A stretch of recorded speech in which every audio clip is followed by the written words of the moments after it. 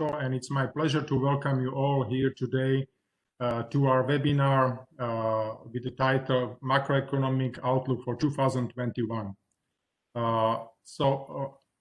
I am very pleased that you accepted our invitation, and especially two of our distinguished guests, namely Ľudovít Ódor, who is the Vice Governor of the Slovak Central Bank. Welcome, Mr. Vice Governor. And Mr. Jaromír Sindel, who is the Chief Economist of the Czech Republic, Slovakia, and Slovenia for Citi. Welcome, Mr. Šindel. Thank you. Before we start, a couple of housekeeping rules.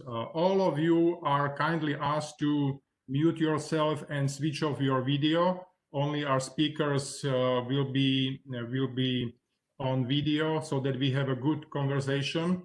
We have a couple of questions prepared in advance, but all of you are allowed to pose questions during the discussion. We would like to have this discussion lively.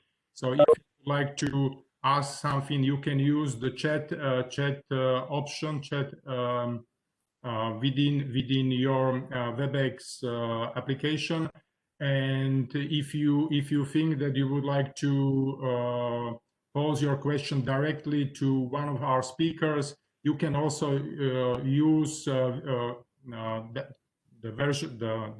option to ask the question directly. So then please raise your hand, unmute yourself, and introduce yourself, and you can directly ask your question.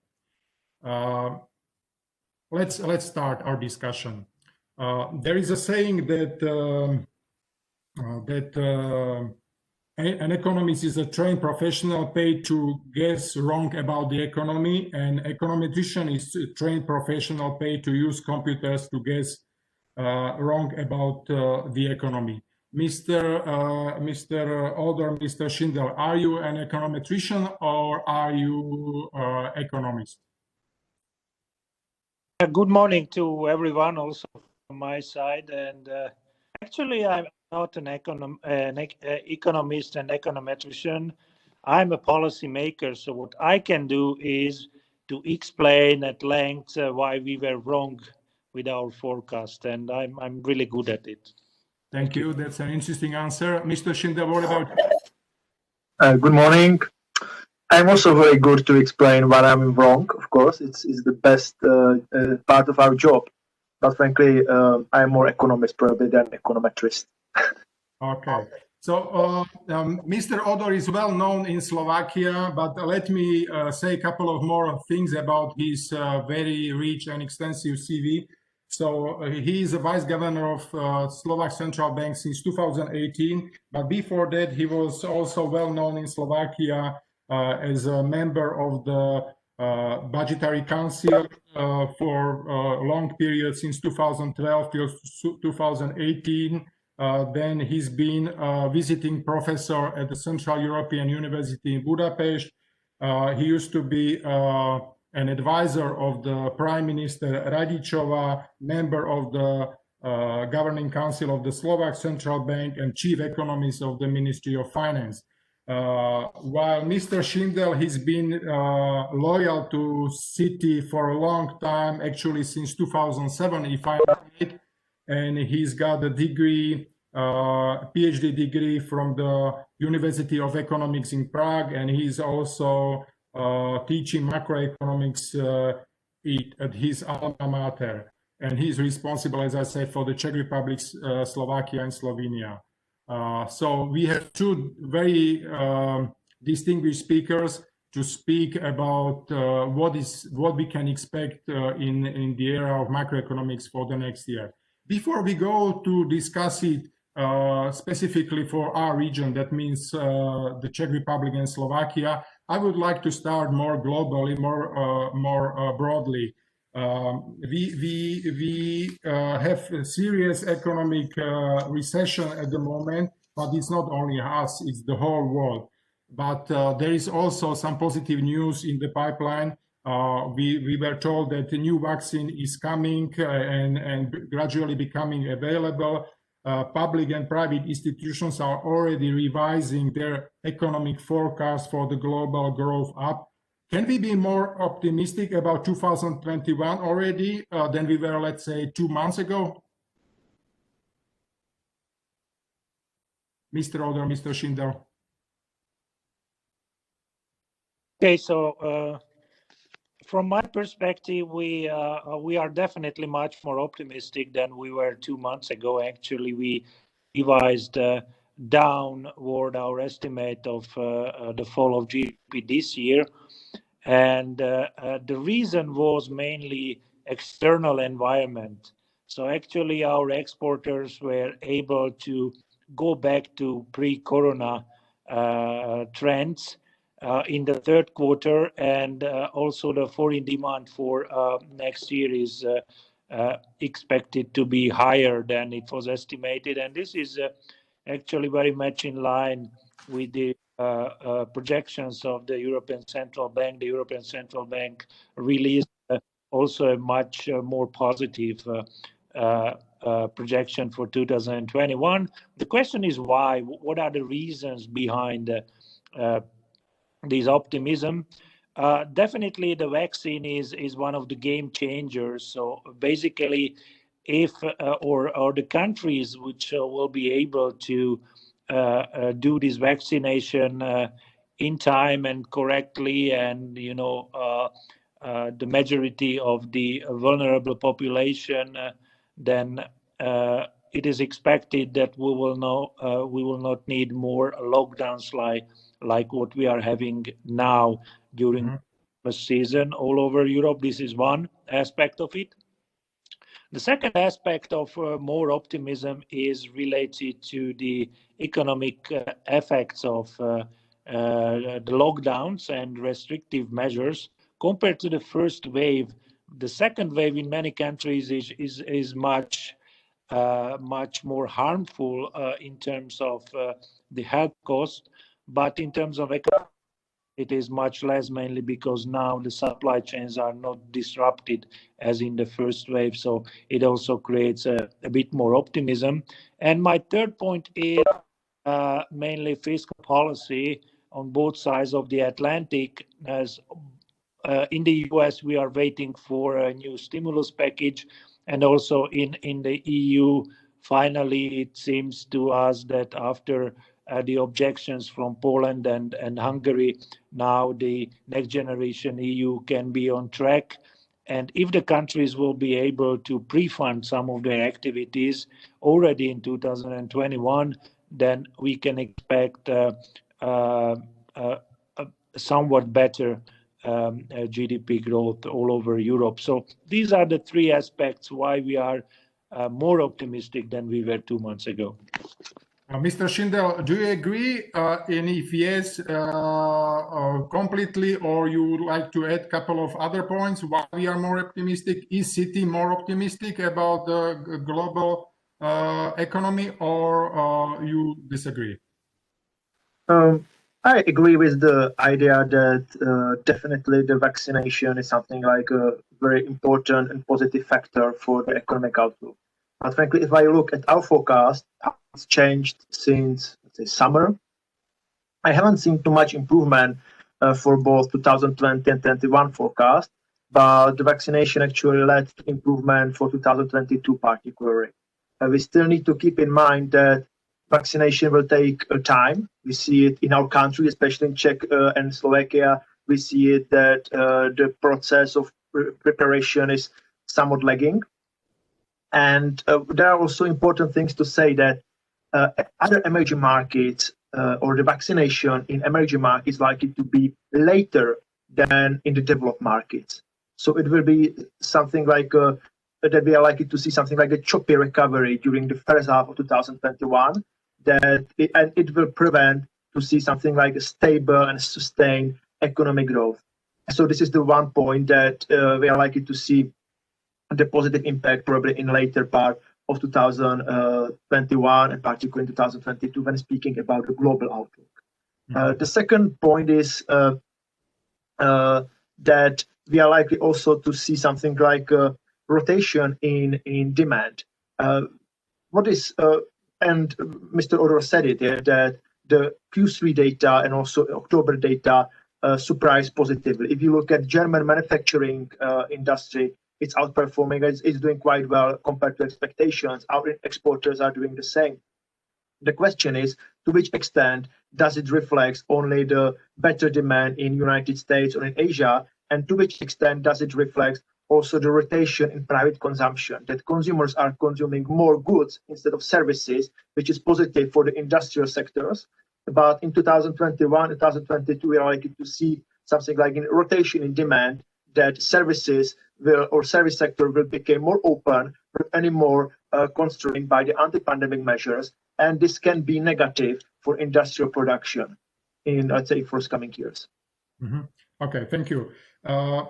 Mr. Ódor mentioned fiscal stimulus on both sides of the Atlantic, and we are American Chamber of Commerce, so we would like to focus also a little bit on the new US administration. In approximately 1 month, there will be the new US administration coming into office. Do you expect a strong fiscal stimulus to pass in Congress, and then strong and gradual recovery in the US in 2021? And also in connection with what you just said, that vaccination, it really takes time, but the US might be one of the leading countries in terms of having people or majority of the population using vaccines. So is the US going to lead the recovery, or it will be a laggard? If you look at our forecast, we expect US economy to actually outperform developed markets. So from this perspective, our economies are quite optimistic on the US economy, and they used to be optimistic on US economy also during 2020. So from this perspective, I agree that US economy is likely to outperform. There are several reasons. One of them is definitely something like a better coordination, we can say, between the fiscal and monetary policy, something that in Europe is not as certain. Regarding the new administration and fiscal package, I think that we expect more or less the same, like the consensus. So the fiscal stimulus around $1 billion of US dollars to be approved. But the question is whether new stimulus will be larger. For example, it will also depend on Senate elections in January, so whether Democrats will have majority or not in Senate. So this will complicate let's say, for the new administration to introduce the larger fiscal package. But if we look, let's say, in forthcoming years beyond 2021, we expect fiscal deficits to remain quite large in the United States, about 5% of GDP. So the fiscal, let's say, stance is likely to be a little bit more accommodative compared to Europe, because we expect in Europe the fiscal deficits to narrow more sooner. Mr. Ódor, what is your view on the development of the US economy with the coming new US administration? As I mentioned, I think this is one of the positive factors from a global economy point of view, and in this regard are agree with what Mr. Šindel was saying. Maybe just two additional side comments on what Mr. Šindel mentioned before, that actually what we see now is a quite substantial rebound in exports, and there is one negative factor in this, that actually the third quarter might be just a catch up with order books and not reflecting the weaker demand later on. So this is something we will look at it later on when more data will come. But there is also a positive aspect, and this is the duality of the economy between the goods sector and the service sector. But I think that the vaccine is not just a kind of a game changer because of the tradable goods sector, but also sentiments. So if people would believe that with vaccination they can go anywhere, and since they have been locked for 1 year, I think it can really result in a positive risk buying much more services than before, at least those who will be vaccinated. Back to the US, just one comment of it again. this is not just about the fiscal stimulus. Another quite important aspect is the trade relations between the US and Euro area or the EU in general. So I also expect that the sentiment in these relations can help to restore confidence in a stronger than expected rebound in trade relations after the new U.S. administration to work. Mr. Ódor, you just mentioned trade relations and sentiments, but we have just our former, and I think this is still friend, but former member of the EU, the UK, and we still do not have a new trade deal with the UK. How is it going to influence the next year development, so that we are still in this kind of a limbo of uncertainty, so that we do not know whether there is going to be a trade deal? Is this going to have a really significant negative impact on the EU economy, or we will somehow get over it and we already incorporated, or you already incorporated in your forecast this possibility of no trade deal after the 1st of January? In our forecast, after these many months of discussions and never-ending stories and all that, we decided that in our baseline we have a no deal, a no agreement scenario, and if there is some agreement, it is a kind of a positive risk for our forecast. So we decided, after all this mess, that our baseline is a no deal Brexit. Okay, thank you, Mr. Šindel.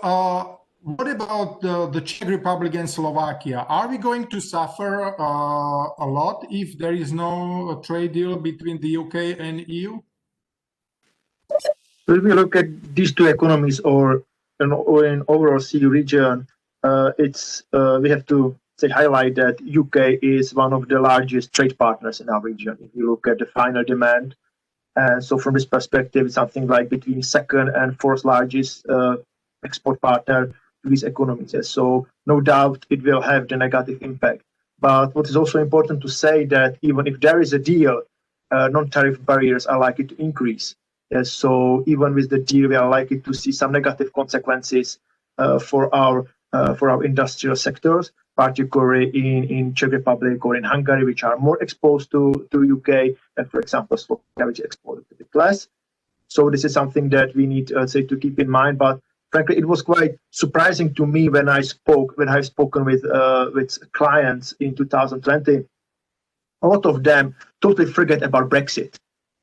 So a lot of clients totally didn't say, when I spoke about a risk and I mentioned Brexit, people ask me, what Brexit?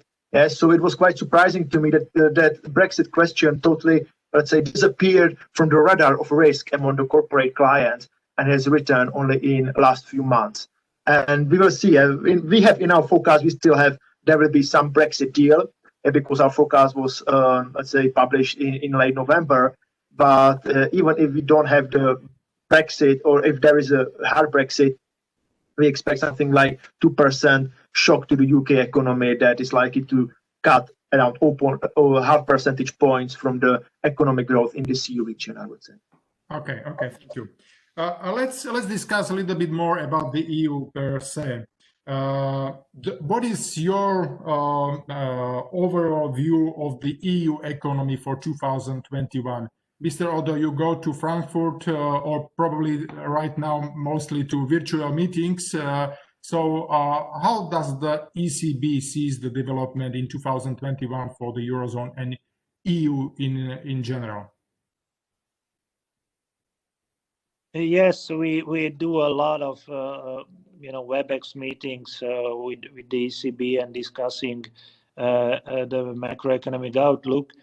And I must say that there, even though there is more optimism, as I mentioned before, as regards the outlook for 2021, there is a quite huge heterogeneity between countries. So there are countries which are really much more optimistic, and especially because they are heavily involved in international trade, and in the external outlook looks much more positive, and this is of course Germany. But all in all, the general expectation is that the EU will, or the euro area will return to the pre-COVID levels only in 2022. So basically, 2021 will not be the year when we will erase all the losses we suffered this year. So in terms of numbers, now the ECB is expecting the GDP to fall by 7.3% this year, and next year 3.9% increase of real GDP, which means that, of course, in many countries, we will not go back to the pre-crisis trajectory. And there is a quite interesting picture in countries relating to the private consumption. That private consumption varies a lot. In one country, really people started to save a lot more, and in other countries, for example, like Slovakia, the pandemic in private consumption is not very visible. So actually, the question is, what will be the new normal after the vaccination? Whether people will start to to consume again like crazy to catch up with the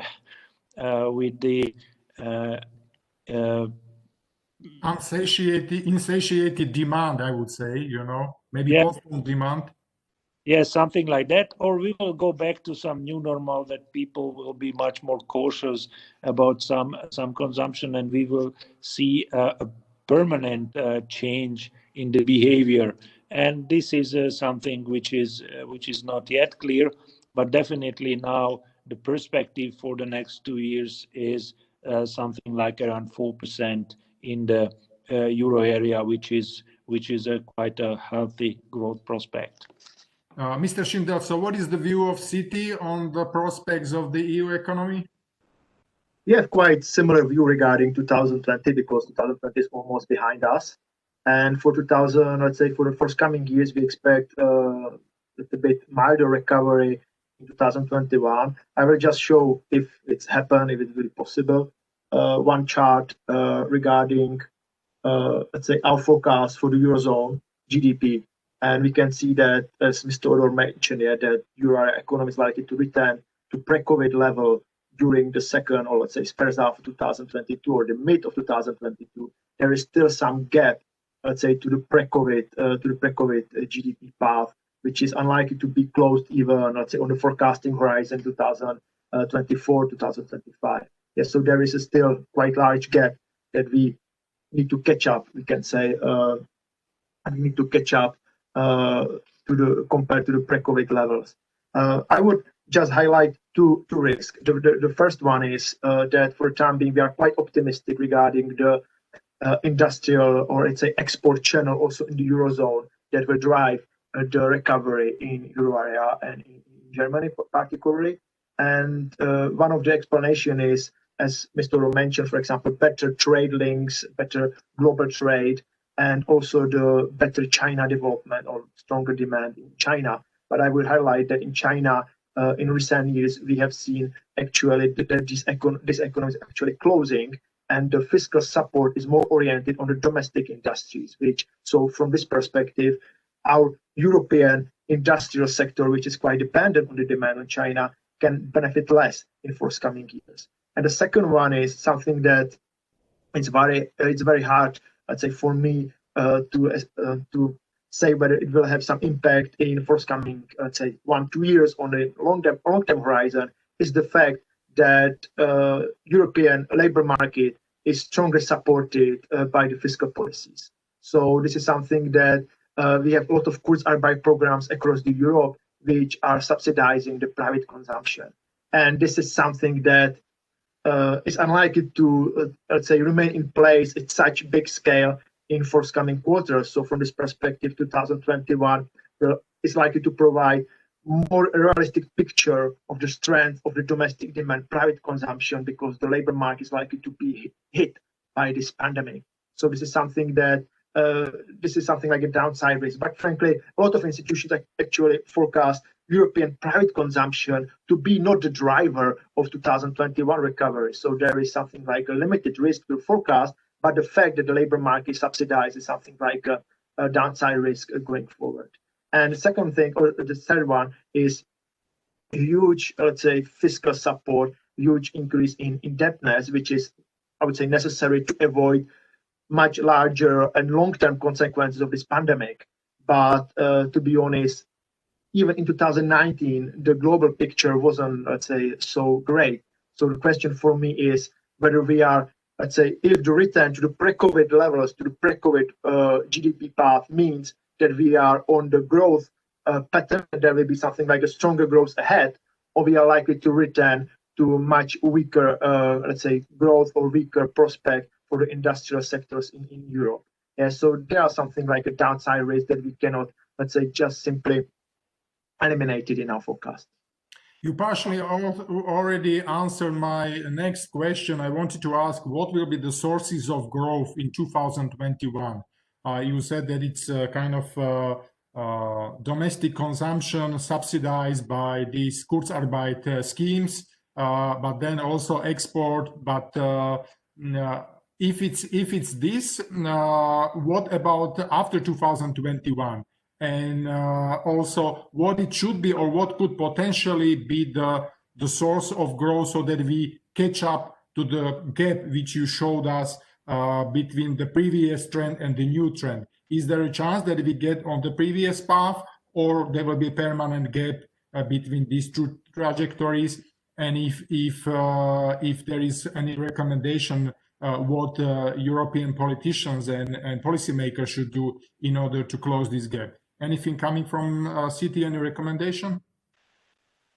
If I look at this, let's say, two paths, the pre-COVID and post-COVID path regarding the real GDP outlook, I think there was, particularly in Europe, there was a change after the European Commission, or better say, the Recovery Fund. After the Recovery Fund was introduced, the prospect for 2022 and beyond has improved, and particularly for the C region, because C region will benefit from that. Yes, so this is something that we cannot, let's say, eliminate in our forecast, and therefore we improve our forecast. Before this recovery fund was introduced, our forecast had assumed this gap to remain around 4-5% in average in C region. But after that, we assume it's going to close in both Czech Republic and Slovakia to around 2-3% in 2025. Yes. So from this perspective, this recovery fund is something like a positive message. But for example, our US economists, when they spoke about this pre and post-COVID path, they argued that there should be a quicker return to the pre-COVID path, not only the pre-COVID level, but to the pre-COVID path, because this crisis wasn't, let's say, is not the result of something like over-indebtedness or something like a credit crunch we had seen in 2010. Yeah. So from this perspective, for example, US economists are more optimistic regarding how quickly we are going to return to the pre-COVID path. Mm-hmm. Thank you. You said that it's not the same situation like 2008, 2009, that there was over-indebtedness. Mr. Ódor, what about you? What is your view on the general European indebtedness? Are we facing some serious risk in terms of the overall debt, or you would say that the debt is still at kind of manageable level? If I take a look at the interest rates, also because of the big stimulus coming from the ECB, interest rates are really, hitting the lowest ever level. So are markets sanguine for good reason, or we should be a little bit more worried about the level of the European debt? Okay, let me start with the previous question, because that is quite important. I think that whether we can go back easily to the pre-COVID trend, not just to pre-COVID levels. And I'm there a bit less optimistic because what Europe really needs is, for many years actually, is changing a bit the structure of some of the big economies. And this is not happening very much. In the past, many economies before joining the euro area were using one tool how to adjust their competitiveness, which was the devaluation of their currency. Since this is not easily possible, even you can do some kind of internal devaluation, but that is far less effective than devaluating the exchange rate. And inside the euro area, there is one rule that if you cannot use this channel, you should do some structural reforms, and it is quite impossible in many countries. And on top of it, you have we are now just starting to go into a territory of the bigger impacts of population aging, which will again on a decade horizon gradually slow down the European economy. So that is the reason why I'm a bit more concerned about going back to the pre-COVID trend. And it is also related to your second question, which is the debt problem.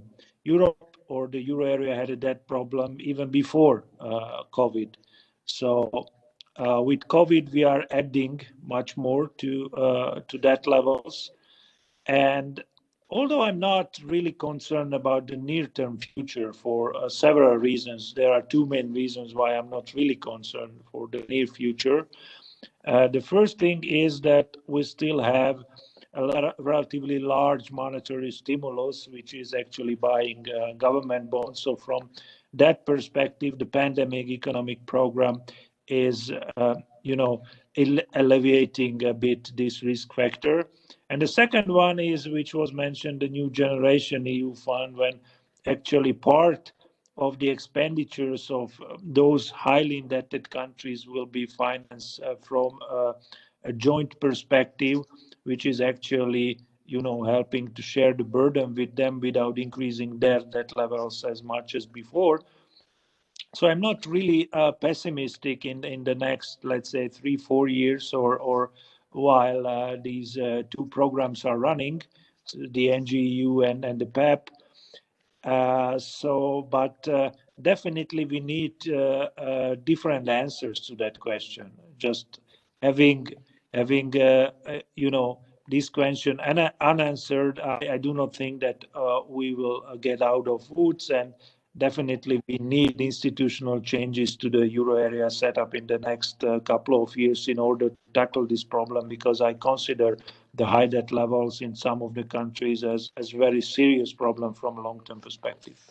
Okay, thank you. You mentioned aging, so we can discuss it also, and structural reforms and the need for structural reforms. So let's discuss a little bit more the Czech Republic and Slovakia, because there is like a never-ending discussion about the need of structural reforms in Slovakia. Are we doing enough? Are we not doing enough? Are we doing the right reforms, or we go one step front and two step backs?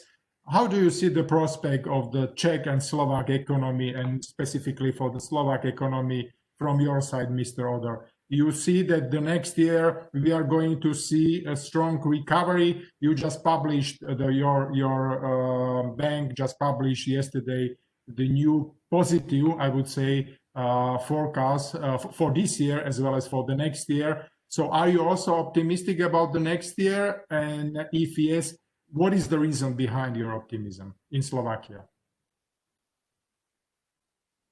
Yes, so basically what we did is that based on the much better figures for the third quarter, we revised up the prospects or the estimated GDP growth or less decline, because there will be no growth this year. So we are now only at minus 5.7%, but we did not substantially increase the future prospects for our economy. There are some competing factors or countervailing effects. The first one is that there is a positive impact, as I mentioned, for a better global outlook. On the other hand, of course, with much, we expect some strict measures during this first months of the year in order to tackle the COVID crisis. So this will have a negative impact. But if we balance these two factors together, we have almost no impact on the growth forecast for next year, which is at 5.6%, which is somewhat better than in the euro area. So we expect to reach the pre-COVID level already in 2021, mainly because of the surprises this year. And if maybe we can see slide number 7, if that is possible, just to show one slide, not more in this regard, that actually you can, or shortly, slide number 7.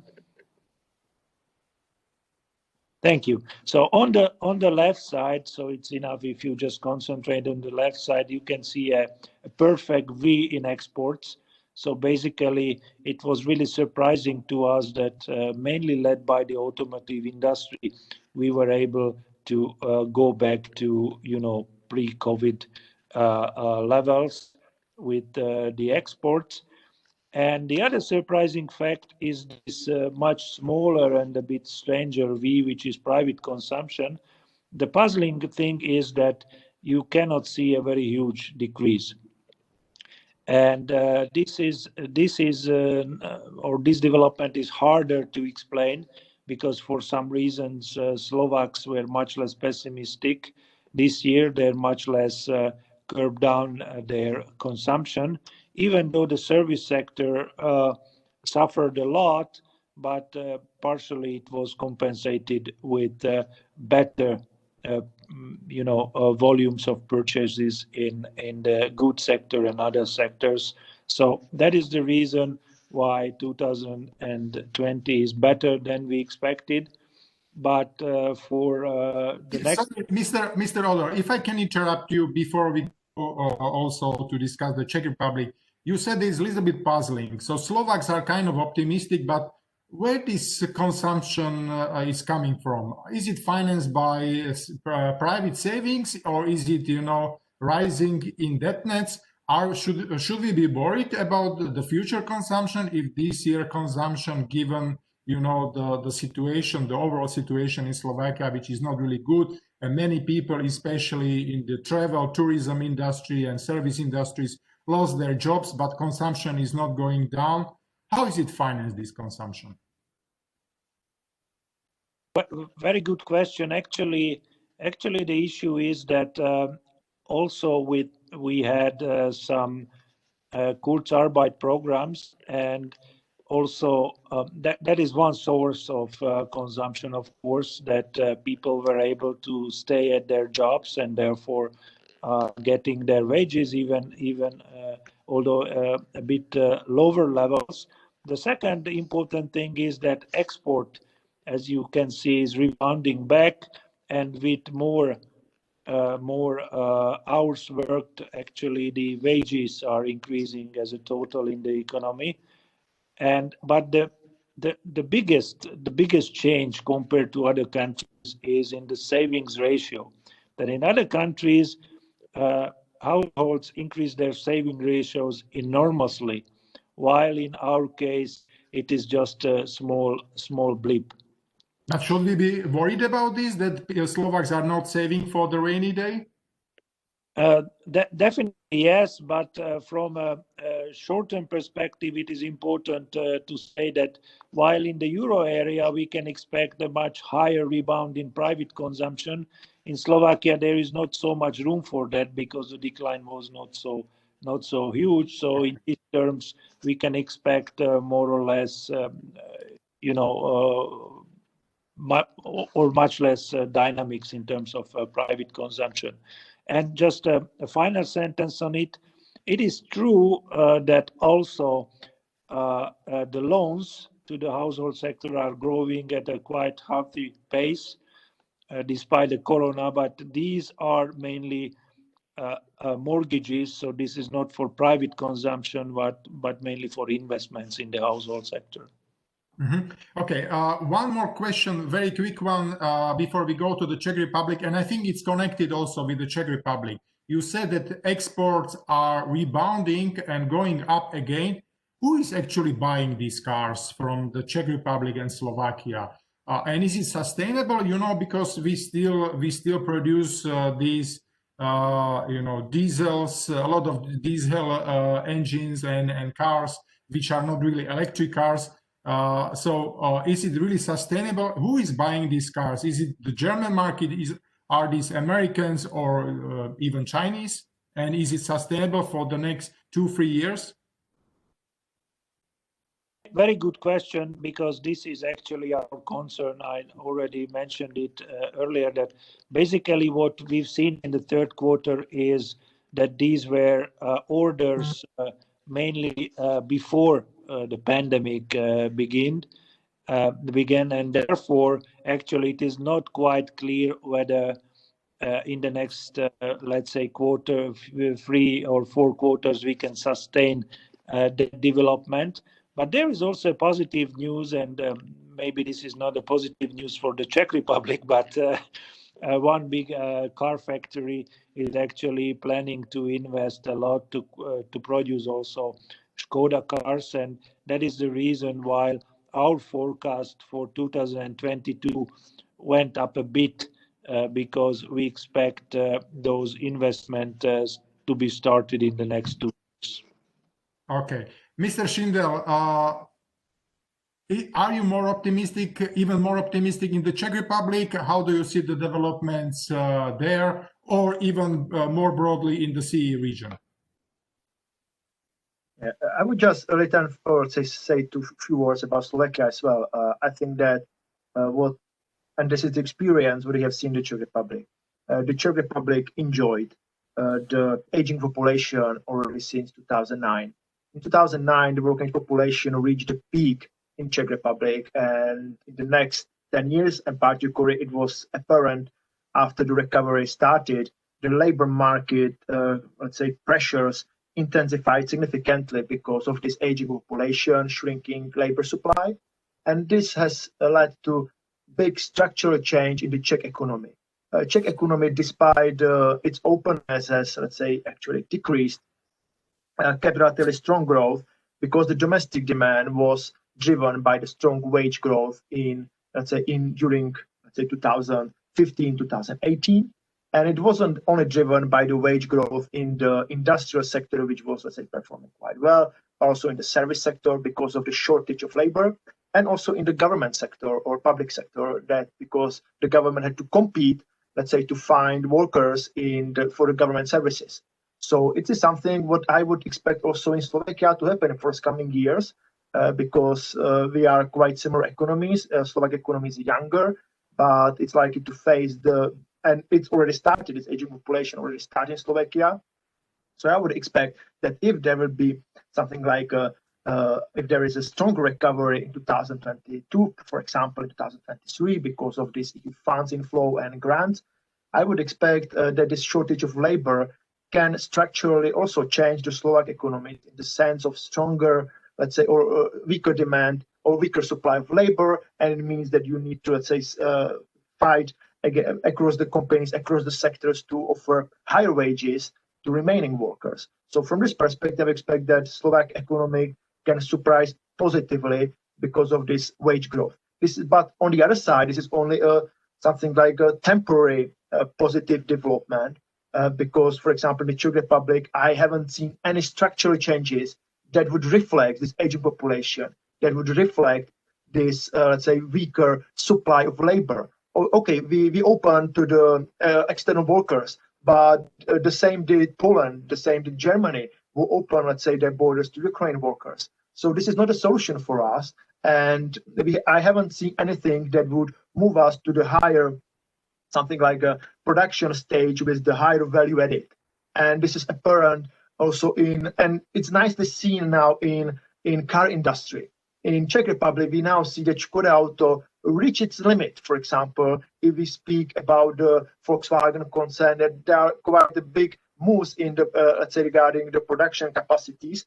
And it will be quite interesting to see how this car industry will cope with that, because it will be one of the example and most apparent, because the weight of the car industry is one of the largest in these economies. Yeah, so it is something that will be quite interesting to see whether Slovakia will follow a similar trend like the Czech Republic has experienced since 2014, when the shortage of labor was more apparent.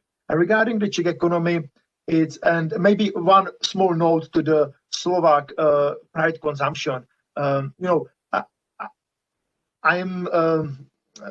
not so sure whether the private consumption is something. I would expect the private consumption will be revised several times in forthcoming quarters, forthcoming years. I expect that we will probably see a slightly different story, not regarding only the pace of the private consumption growth, but also its structure. Because the structure of private consumption is quite uncertain. Let's say, if we are creating the macroeconomic numbers. So we will see whether this relatively strong and surprisingly positive development in private consumption in Slovakia will remain in place also after these revisions. And regarding the GDP growth in Czech Republic, I would say that we expect quite similar growth also in the Czech economy. What is quite surprising to me is that despite Slovakia had tighter anti-pandemic measures during Q2, Q3, it was able to show a stronger GDP growth compared to the Czech Republic, where the anti-pandemic measures were slightly softer, particularly regarding the wearing mask and limiting and some limits in the retail and service sector. So from this perspective, it's quite interesting to see that despite some economies are running tighter measures, the actual numbers doesn't fully reflect these differences in anti-pandemic measures. Isn't it also because the Czech economy is much more dependent on foreign tourists? For instance, the Prague, I don't know, is it like 15-20% of the Prague GDP coming from tourism, which is really seriously impacted? Maybe in that terms, Slovakia is doing much better because as a percentage point of its GDP, still services and tourism in particular are having much lower share? I would say that it can be the case as well, but we see a similar development in the retail consumption. So this is not about the foreign tourists. You are right that the foreign tourists are probably it has more negative impact in the Czech Republic than in Slovakia, but I would say weaker service or let's say local demand from the private consumption, despite I think that the antivirus or let's say Kurzarbeit program, or so-called Kurzarbeit program, were actually stronger in the Czech Republic than in Slovakia. So from this perspective, it's quite puzzling to me. And regarding the growth prospect, I think that both economies are facing a similar issue. It means the aging of population. At the same time, we see the higher indebtedness of households regarding the mortgage debt. And this is something that is likely to limit something like a room for potential future growth, because this indebtedness is getting higher in both countries. But there are some differences. Slovakia is likely to enjoy zero lower bound policy rate a little bit longer, because we assume that ECB is likely to keep the policy rate unchanged over our forecasting horizon until the end beyond 2025, while we expect Czech National Bank to increase its policy rate in 2022 or start this normalization in 2022.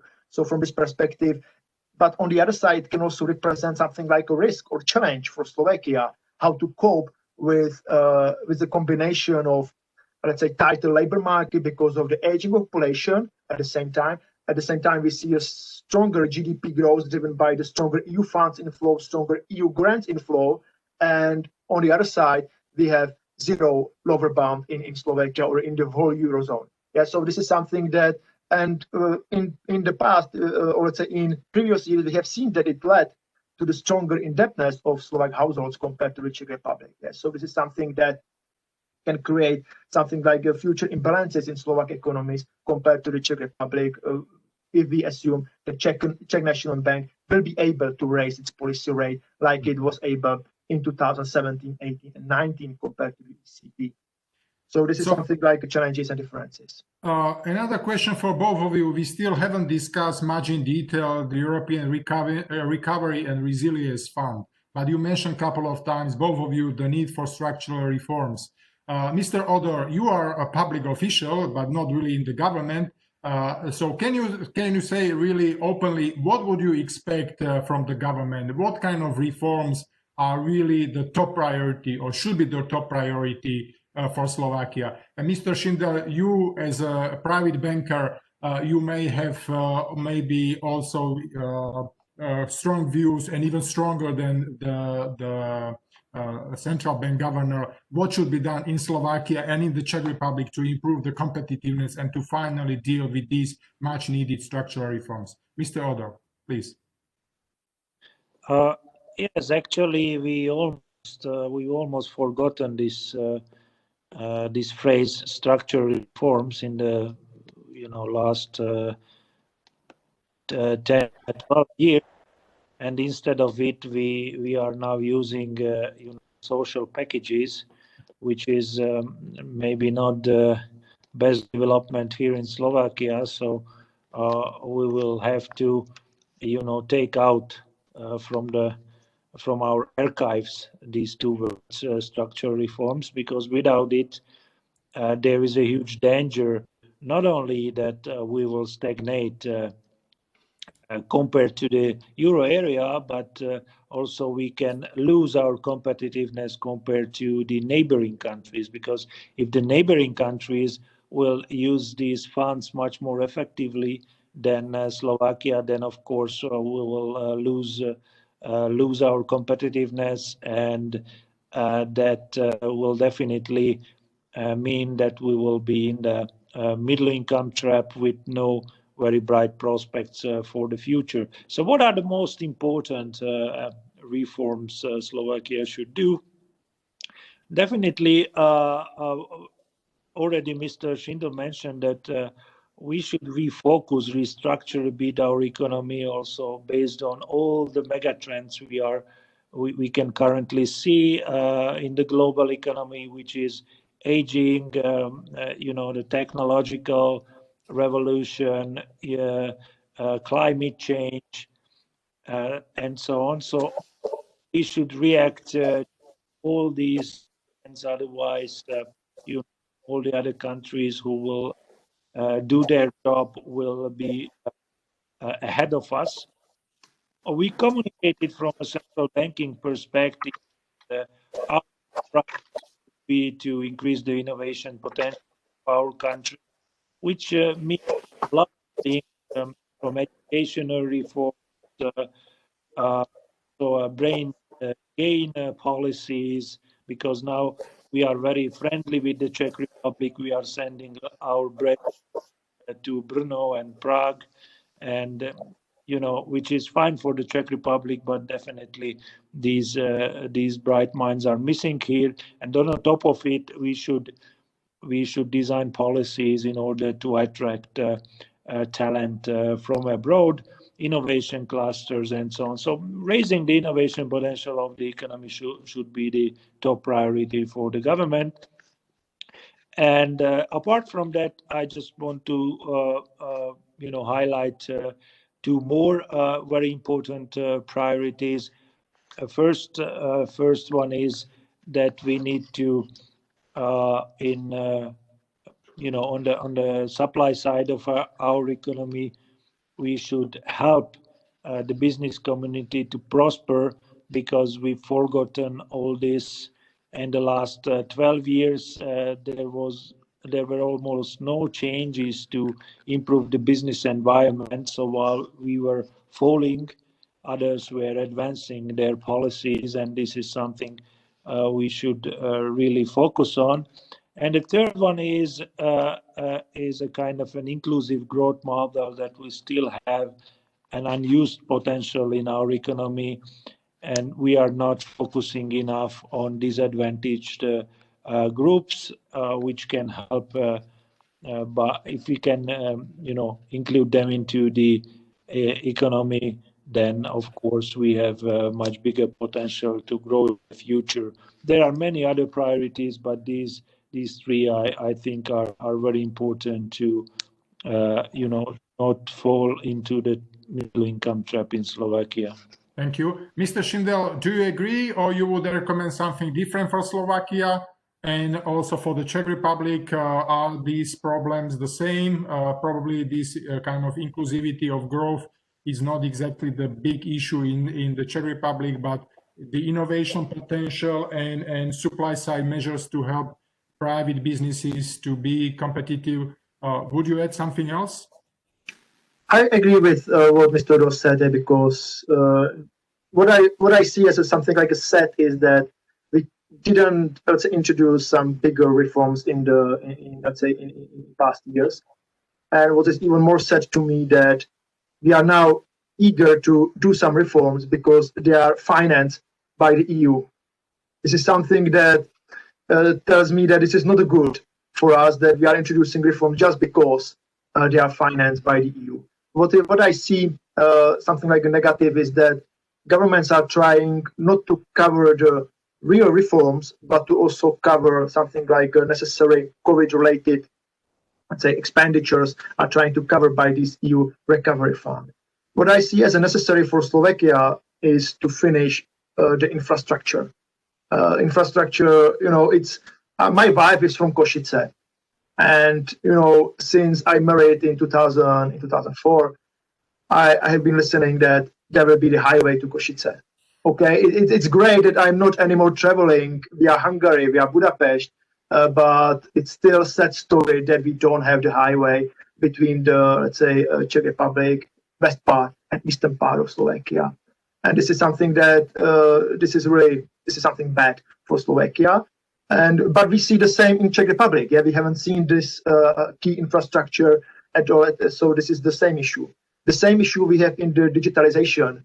It's God bless that COVID probably is likely to fasten this digitalization, and this is something like this is good actually, something like an unintended good outcome of this COVID crisis. What I see in Slovakia as necessary is this inclusive growth. It's something that sometimes the inclusive growth looks, or let's say, to be something like a danger for the sustainable growth from the right-wing perspective of economic growth. But I would say that this is necessary in Slovakia to cope with the minority issues in the eastern part of Slovakia. This is something that I see it, around the Košice. I'm traveling quite a lot through the mid of the Slovakia, and I give you an example. I see a lot of, let's say, people coming from Belgium, coming from the UK. These people were not able to find a job in Slovakia, but these people were able to find a job in Western Europe. So something is wrong in our model, that we are not able to employ these people which were able to find a job and earn the money to buy their cars, their homes in eastern part of Slovakia. So something is wrong also on our side, that we are not able to provide them a good job. And this is something that how we can actually solve the aging population, the shrinking labor supply.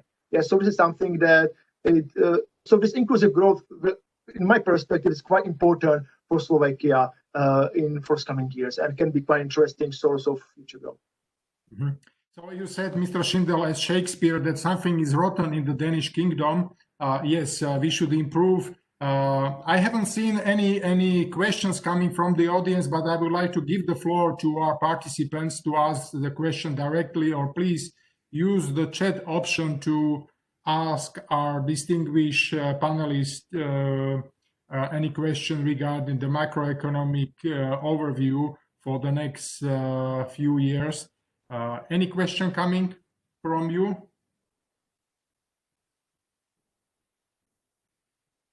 I think we had quite an interesting debate. Before you find courage to ask directly, or you think about the right question, I would like to go back a little bit more on global trends which you mentioned.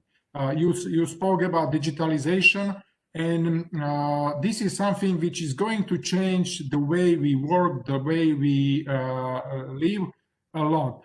Should we be more worried about kind of virtual immigration. So let's say we have this kind of discussion. You are in Prague, our vice governor probably here in Bratislava. I myself I am in Bratislava, and our participants probably all around the Czech Republic and Slovakia.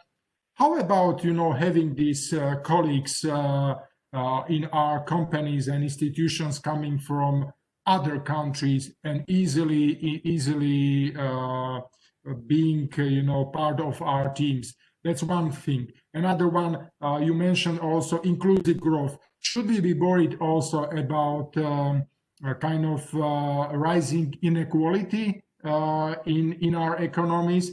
And the third one, all these, inequalities and kind of virtual immigration, is it going to lead to some political backlash? We've seen, many populist governments taking offices all around the world. How worried are we or should we be about this kind of risk, or any other risk you see coming from global trends, so that from the perspective of, being ready for the future and adjusting in advance and anticipating wisely what's going on? Do you see any other risk which are shaping our economies and we should be a little bit worried and really get ready for it? Mr. Ódor, Mr. Šindel? Thank you. These are a lot of questions, but I will start answering with a remark on Mr. Šindel that it's really a sad story that we do not have right now the highway. But I don't think so that this should be the topmost priority, exactly because the question you're asking that if we will start to focus on the economy of the 20th century and brick and mortar, then I think we will lose the pace with this century, the 21st century. And therefore, I would encourage the government to focus even much more on digitalization and digital trends than finishing the highway from Bratislava to Košice. I do not even think that if we will finish that, then all the eastern regions will get a lot of new jobs because now the nature of the jobs are changing a lot, and we are moving much more into the virtual world, and that is the reason why I'm a bit more pessimistic about the potential benefits of finishing the highway. There is a risk, but also there is an opportunity for gaining a lot of knowledge, which is not right now available in Slovakia. For example, if we are able to somehow better integrate models, educational tools and models which are widely available, and now if our kids are used to learn also something virtually, so then why not to listen to some famous experts from all over the world and learn from their experience, so even the teaching can be much more different than before. And also I'm a bit worried about the inequality aspects you was mentioning. This was also very visible in the COVID phase, that the impact on the inequality was negative, because mainly those better paid jobs we can do via WebEx. It is much harder for the chefs and gardeners to working virtually. So that is the reason why the inclusive growth model is even more important than before Corona. And the digitalization made this question even harder to answer. So digitalization is a big issue, and that is why I mentioned the megatrends and the innovation potential of Slovakia, because we should focus much more on the economy of the 21st century. Thank you. Mr. Šindel, your view about the risk? I think that it's great that we have a lot of risk, say, coming from the global economy, because it's something like a potential that can, let's say, spur the stronger GDP growth in our economies, particularly when we are facing the structural change of aging population. Yeah, because this is something I think that because this COVID and all these trends in virtual environment can give a different light how we should cope with the structural changes. Because, for example, if we spoke about aging population 10 years ago, we would probably offer a different solution compared to now. But there are also a lot of limits regarding the virtual immigration, as you said.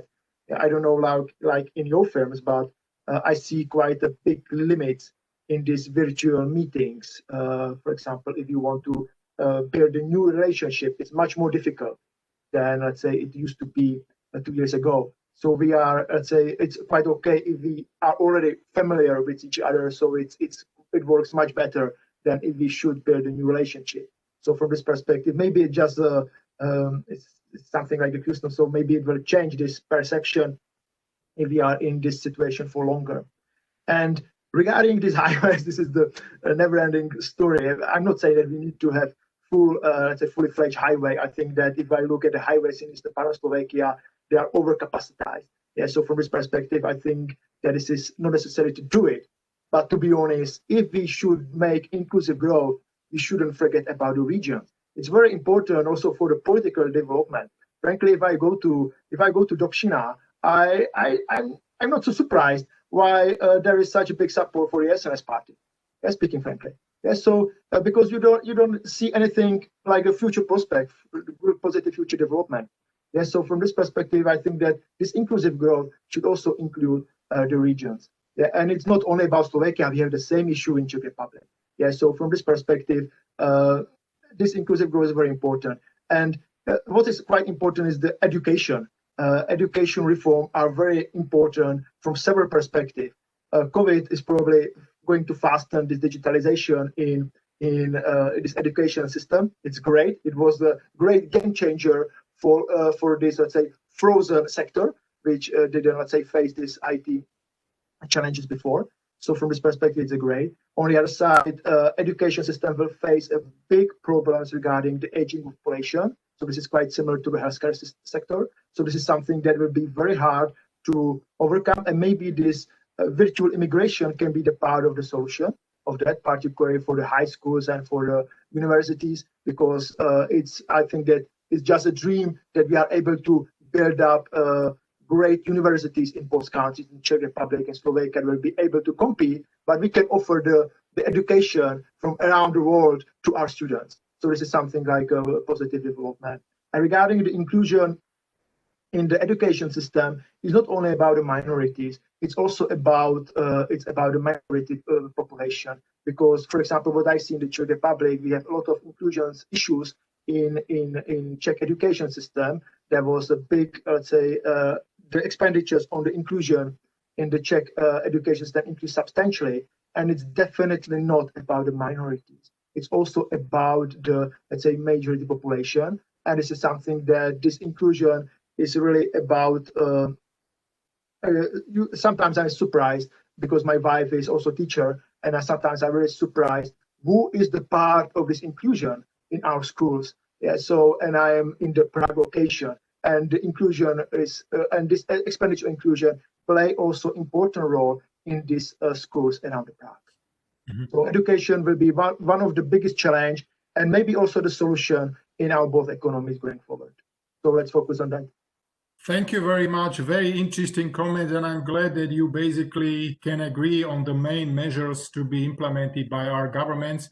I don't see any question coming from the audience, which is a little bit strange to me. But let me ask once again, the last chance to ask a question. The Vice Governor, Ľudovít Ódor, and Mr. Šindel, Chief Economist of Citi for the Czech Republic, Slovakia, and Slovenia. Any question coming from you guys? If not, then I would like to conclude. I take from our debate the point that things will not get worse before they get better. Actually, they are going to get better for the next year. I think both of you more or less agree. There is not really something like a major risk which would jeopardize the growth prospect. But of course, we do not know. As we didn't know a year ago, we do not know what is coming to us. But if things go the way they are at the moment, the next year should be better for the economy, for all of us. And with that, I would like to wish you all Merry Christmas. Thank you very much for joining our debate. And if you would like to say one final sentence, one final comment, please do so right now, Mr. Šindel, Mr. Ódor. Well, thank you for the invitation, and I wish you a Merry Christmas and all the best in 2021. Thank you, Mr. Ódor. Also from my side, thank you for the invitation, and I wish you Merry Christmas, nice holidays, and I hope that in next December there will be an opportunity to explain to all of you that why I was completely wrong with this. Okay, thank you very much. It's been a pleasure to have you, both of us, and you guys who followed our discussion. Thank you very much. I wish you Merry Christmas, Happy New Year, and more healthier and more prosperous year 2021. Thank you.